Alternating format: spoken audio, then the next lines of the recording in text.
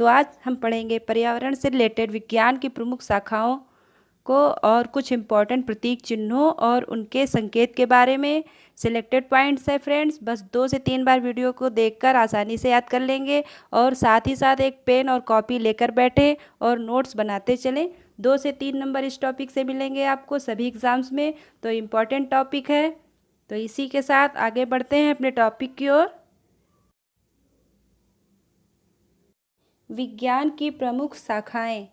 पहला पॉइंट है एपीकल्चर। तो एपीकल्चर किससे संबंधित है दोस्तों? मधुमक्खी पालन से। एपीकल्चर मधुमक्खी पालन से। अगला पॉइंट है सेरीकल्चर। सेरीकल्चर रेशम कीट पालन से संबंधित है। एपीकल्चर मधुमक्खी पालन से और सेरीकल्चर रेशम कीट पालन से। अगला पॉइंट है पीसीकल्चर। पीसीकल्चर संबंधित है मछलियों के पालन से, मत्स्य पालन से। आगे बढ़ते हैं, अगला पॉइंट है एंथियोलॉजी। तो एंथियोलॉजी में अध्ययन किया जाता है मछलियों का। तो एंथियोलॉजी में किसका अध्ययन किया जाता है? तो एंथियोलॉजी में मछलियों का अध्ययन किया जाता है। अगला पॉइंट पोमोलॉजी। पोमोलॉजी में फलों का अध्ययन किया जाता है। पोमोलॉजी फलों का अध्ययन।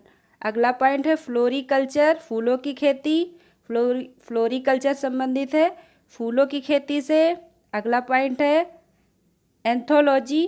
तो एंथोलॉजी में फूलों का अध्ययन किया जाता है। एंथोलॉजी फूलों का अध्ययन। अगला पॉइंट सबसे बड़ा पुष्प कौन सा है? तो सबसे बड़ा पुष्प है रिफ्लेक्सिया। दुनिया का सबसे बड़ा पुष्प है ये रिफ्लेक्सिया। और दुनिया का सबसे छोटा पुष्प कौन सा है? तो वो है वोल्फिया। तो दुनिया का सबसे बड़ा पुष्प रिफ्लेक्सिया हो गया और सबसे छोटा वोल्फिया। आगे बढ़ते हैं, अगला पॉइंट हमारा है निर्मिकोलॉजी। निर्मिकोलॉजी किससे संबंधित है? तो निर्मिकोलॉजी चींटियों के अध्ययन से संबंधित है और चींटियों में एक हार्मोन्स पाया जाता है, उस हार्मोन्स को फेरामेन हार्मोन कहते हैं। तो निर्मिकोलॉजी चींटियों के अध्ययन से संबंधित है। अगला पॉइंट है ऑर्निथोलॉजी। तो ऑर्निथोलॉजी में पक्षियों का अध्ययन किया जाता है। ऑर्निथोलॉजी में पक्षियों का अध्ययन किया जाता है। अगला पॉइंट है एंटीमोलॉजी। एंटीमोलॉजी में कीटों का अध्ययन। एंटीमोलॉजी कीटों का अध्ययन। अगला पॉइंट हाइजीन। हाइजीन क्या है? स्वच्छता का विज्ञान। हाइजीन में स्वच्छता का विज्ञान। अगला पॉइंट पैथोलॉजी। तो पैथोलॉजी में रोगों का अध्ययन किया जाता है। तो पैथोलॉजी हो जाएगा रोगों का अध्ययन। पैथोलॉजी रोगों का अध्ययन। विटीकल्चर। तो विटीकल्चर में अंगूर की खेती। ये नाम आपको याद रखना बहुत ज़रूरी है। जैसे रोगों का अध्ययन पैथोलॉजी में और विटीकल्चर आएगा तो अंगूर की खेती। विटीकल्चर बहुत बार पूछा भी गया है, आगे भी पूछा जाएगा। अगला है हाइड्रोपोनिक्स। हाइड्रोपोनिक्स में मृदा रहित कृषि या जल कृषि। हाइड्रा जब भी हाइड्रा से आप याद रखिए, हाइड्रोपोनिक्स मृदा रहित जल कृषि। ये हो गया। अगला पॉइंट है हमारा, आगे बढ़ते हैं पीडोलॉजी। पीडोलॉजी में मिट्टियों का अध्ययन किया जाता है। तो पीडोलॉजी मिट्टियों का अध्ययन।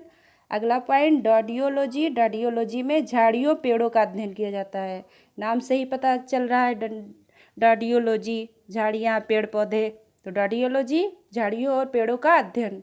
डेंड्रोक्रोनोलॉजी अगला पॉइंट। तो इसमें वलय गिनकर वृक्षों की आयु बताना। डेंड्रोक्रोनोलॉजी वलय गिनकर वृक्षों की आयु बताना। अगला पॉइंट एग्रोस्टोलॉजी में घासों का अध्ययन किया जाता है। तो एग्रोस्टोलॉजी याद रखें, जब भी आएगा एग्रोस्टोलॉजी घासों का अध्ययन। आगे बढ़ते हैं, अगला पॉइंट है एंथ्रोपोलॉजी।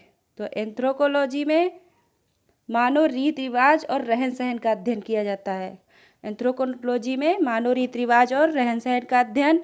अगला पॉइंट पोल्ट्री, कुक्कुट पालन, मुर्गी पालन से संबंधित है। अगला है पिगरी, सुअर पालन से। सुअर से एक बीमारी फैलती है स्वाइन फ्लू, उसमें कौन सा वायरस होता है? तो उसमें होता है H1N1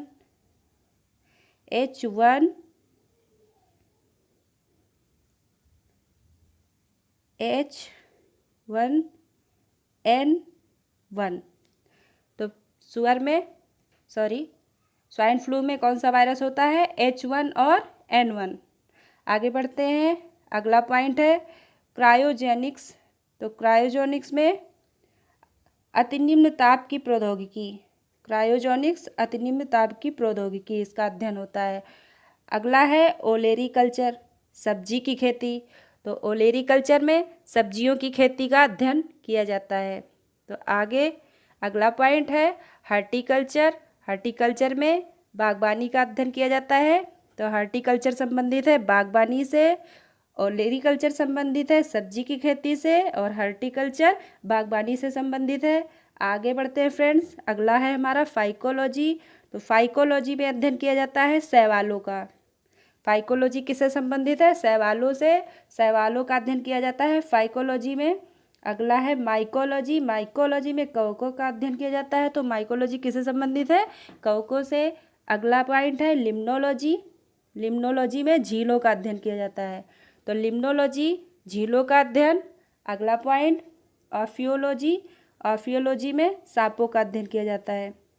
तो ऑफियोलॉजी सांपों का अध्ययन, और लिम्नोलॉजी क्या था? झीलों का अध्ययन, और ऑफियोलॉजी सांपों का अध्ययन। अगला है सोरोलॉजी। तो सोरोलॉजी में छिपकली का अध्ययन किया जाता है, और सबसे जहरीली छिपकली होती है हिलोडर्मा।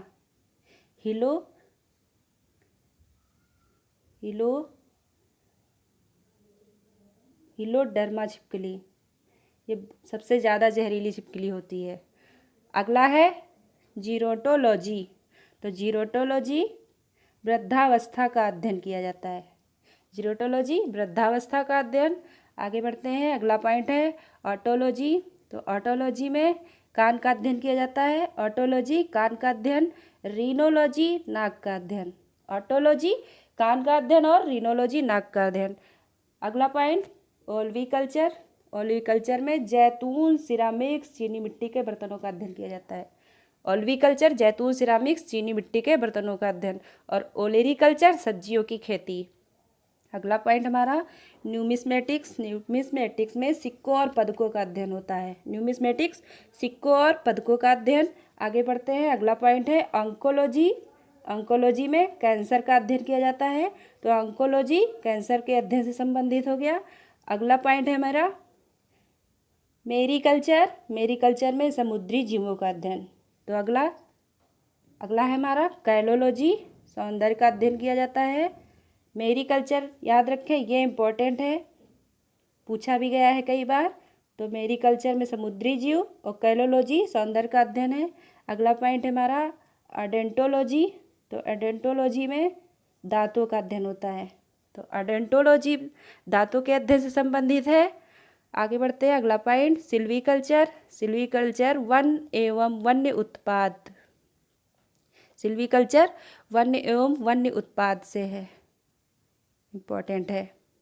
अगला है पेडोलॉजी। मिट्टियों का अध्ययन, बहुत बार पूछा जाता है ये भी इम्पोर्टेंट है पेडोलॉजी। तो पेडोलॉजी में मिट्टियों का अध्ययन। आगे बढ़ते हैं, अगला पॉइंट है इडेफोलॉजी। तो इडेफोलॉजी में किसका अध्ययन किया जाता है? इडेफोलॉजी में पादप के संबंध में मिट्टी का अध्ययन। इडेफोलॉजी में पादप के संबंध में मिट्टी का अध्ययन किया जाता है, और पेडोलॉजी में मिट्टियों का अध्ययन। अगला है प्रतीक, चिन्ह और संकेत देख लेते हैं। प्रतीक, चिन्ह और संकेत। तो कमल का फूल और कलम सभ्यता और संस्कृति का प्रतीक है। कमल का फूल और कलम सभ्यता और संस्कृति का प्रतीक है। रेड क्रॉस चिकित्सीय सहायता का प्रतीक है, और ये जो चिन्ह दिख रहा है ये सकरी पुलिया का चिन्ह है। आगे बढ़ते हैं, अगला है हमारा काला झंडा किसका प्रतीक है? तो काला झंडा हमारा विरोध का प्रतीक है। काला झंडा विरोध का प्रतीक। जब भी विरोध करते हैं तो काली पट्टी बांध लेते हैं, इस तरह से याद रखें, काला झंडा विरोध का प्रतीक। झुका झंडा शोक का प्रतीक। आगे अगला है सफ़ेद झंडा। तो सफ़ेद झंडा समर्पण का, शांति का प्रतीक है। सफ़ेद झंडा समर्पण का प्रतीक है और शांति का प्रतीक है। अगला है उल्टा झंडा। तो उल्टा झंडा संकट का प्रतीक है। आगे अगला पॉइंट है लाल त्रिकोण किससे संबंधित है? तो लाल त्रिकोण संबंधित है परिवार नियोजन से, और रेड रिबन संबंधित है एड्स का प्रतीक है, ये एड्स से संबंधित है। अगला पॉइंट है पीला झंडा। तो पीला झंडा संबंधित है संक्रामक रोगी को ले जाने का प्रतीक है। वाहनों में लगा होता है, एम्बुलेंस में पीला झंडा संक्रामक रोगी को ले जाने का प्रतीक। आगे बढ़ते हैं। अगला पॉइंट है हमारा जैतून की पत्तियाँ। किससे संबंधित है इसका, क्या है इसका प्रतीक, क्या है जैतून की पत्तियाँ? तो जैतून की पत्तियाँ शांति का प्रतीक है। जैतून की पत्तियाँ शांति का प्रतीक है। अगला पॉइंट, लास्ट पॉइंट है सफ़ेद कबूतर। तो सफ़ेद कबूतर प्रतीक है शांति का। जैतून की पत्तियाँ शांति का प्रतीक, सफ़ेद कबूतर शांति का प्रतीक। मेरे चैनल को सब्सक्राइब नहीं किया है अभी तक दोस्तों, तो प्लीज़ सब्सक्राइब करें, शेयर करें, लाइक करें। इस वीडियो में बस इतना ही। मिलते हैं नेक्स्ट वीडियो में। नमस्कार।